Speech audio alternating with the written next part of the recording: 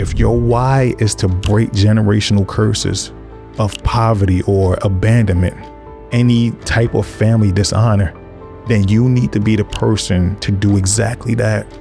You do this by doing the research and finding answers and ways to change the future, your future, the future of your family.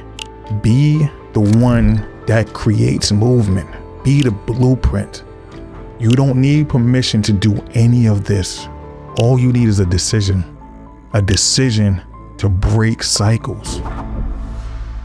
Listen, if you're a man feeling stuck right now, if you're dragging yourself through the same routine every day with no fire behind it, you're not alone, but you're also not done. You're not broken. You're just disconnected from your why. And that changes today. This episode is about helping you find that core reason, your mission, so you stop existing and start leading with purpose. It's a no fluff situation, no hype, just truth, clarity, and fire. Let me hit you with something real. Let me ask you this. If no one was watching, what would you still fight for? Because your why isn't about your job title or how many likes you get. It's about what makes you feel like a man on a mission. It's about what keeps you standing when everything else wants you to fold. It's the thing that makes pain make sense. What does that mean? So use an example like this, right? I like using the gym. You go to the gym. Most people go to the gym, they go to the gym or even they go take a jog or walk, whatever it is. At some point, most people start feeling pain in the muscle, pain in your limbs, whatever it is. Most people start feeling pain, but that's when most people get excited. This is what they are going there for the pain, for the excitement, because they know that it ultimately means, unless something is wrong, it ultimately means that you're actually doing work. You're working, and you know if you continue to work that this work will eventually pay off. So this is why the pain makes sense. And I know what 2025 feels like. It feels like pressure. It feels like expectations. It feels like having to be strong to provide, to protect, and still somehow find peace. But here's the truth. None of that matters if you don't know why you're doing it. This isn't a conversation about chasing passion. This is about anchoring yourself so deep in your purpose that nothing can shake you. By the end of this episode, you're going to stop performing and start leading. Because when a man knows his why, he stops asking for permission and start walking with power. Most men don't lack motivation. They lack direction. I could tell you now, you're not lazy. You're not weak. You're just tired of putting energy into things that don't mean anything to you. You were told to go get the bag, to hustle hard, to be the man, but nobody told you that without a reason, all that work turns into a cage. You're doing the same things over and over, day in and day out. This is all that you know. This is what your life becomes, right? Now, don't get me wrong. You don't need another job. You don't need another course. You need to stop and ask yourself the question no one is asking. Why do I really want this life that I'm chasing? Why do you really want the life that you're chasing? Why are you dreaming so big? Why do you do what you do? Why do you get up every day? Why do you make the effort? Why do you work until it hurts? If your life doesn't have a purpose behind it, you're just wasting time. You need to have a purpose. You need to find out what is your why. Your why is not a goal. It's not a business plan. It's not even a dream. Your why is your foundation. It's the reason you refuse to quit. It's the fire that burns under your goals. And once you tap into it, everything else gets easier to say yes or no to. Let me give you a real world example. If your why is to become the man your kids respect, then you need to give them something to respect. You do this by fulfilling the mission you set out to do. Fulfill your mission. Keep your word and keep living by the standards that align with the person they believe you to be. If your why is to break generational curses of poverty or abandonment, any type of family dishonor, then you need to be the person to do exactly that.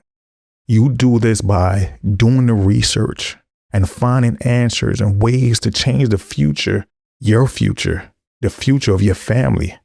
Be the one that creates movement. Be the blueprint. You don't need permission to do any of this. All you need is a decision to break cycles.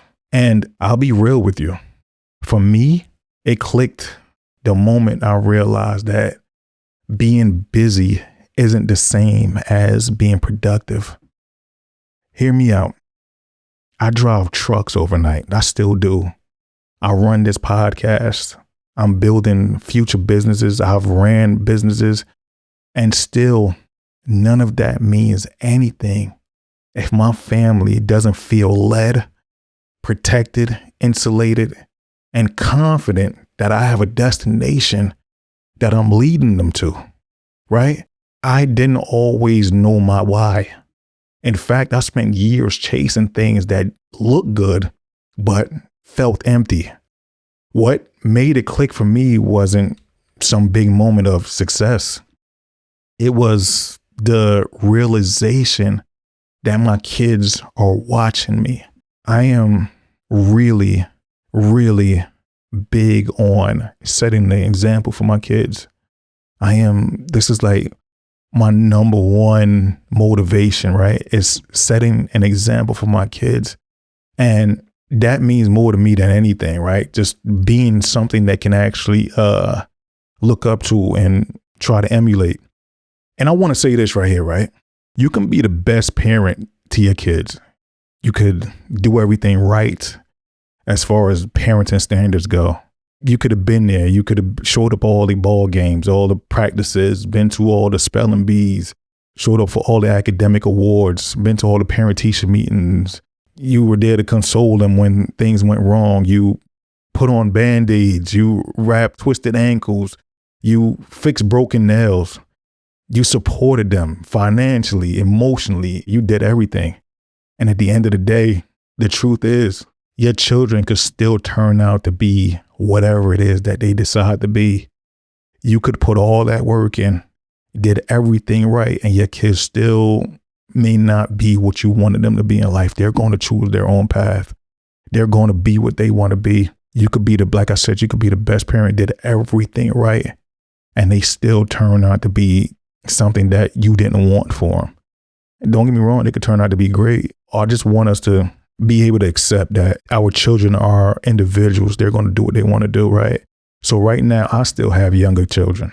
And, they're still developing and trying to, figure out their way in life. And as much as me and mom implements certain standards into these kids, they're still going to be what they want to be when they get older, right? So I just want us as parents, if you know that you've done what you can do, did the best you could, what you had, be proud of yourself, regardless of what happened. You could have folded. You could have let them down. You could have gave up, but you stood in there. You stood tall. You did what you were supposed to do. At the end of the day, our children have personalities. They're going to be who they want to be, regardless of how they were raised, right? I just had to go on that rant real quick, right? So back to what I was saying. Everything that I do is because I know like my kids are watching me, right? And that my wife is dependent on me also. I want to keep my name at a certain standard, right? My decisions, my legacy, where these are the only things that I'm going to leave behind. So all of these things actually matter to me. So what I did was I started acting like a man with something to lose. That's when everything changed. That's when my why became clear. I want to be the man that my sons want to become. I want to be the man that my daughter never has to question if she's protected. Everything else, money, work, pressure, that's all noise. The why is the volume knob that turns the world down, if you get what I'm saying. Once you know what your purpose is, all that noise in the background, everything else that seems like it matters and may even be getting in your way. Once you know what your purpose is, once you know what your why is, none of that stuff even matters, right? And even now, right, when I'm tired, when I'm running on fumes, when I'm balancing jobs and fatherhood and trying to build something meaningful, I always come back to my why. That's my anchor. Let's stop talking theory for a second right now, right? Let me give you the tools for you to be able to start trying to figure out what your why is. Number one, identify your pain point. I really want you to think about this and call it out. What frustrates you about your current life? What keeps you up at night? What problems do you hate living with?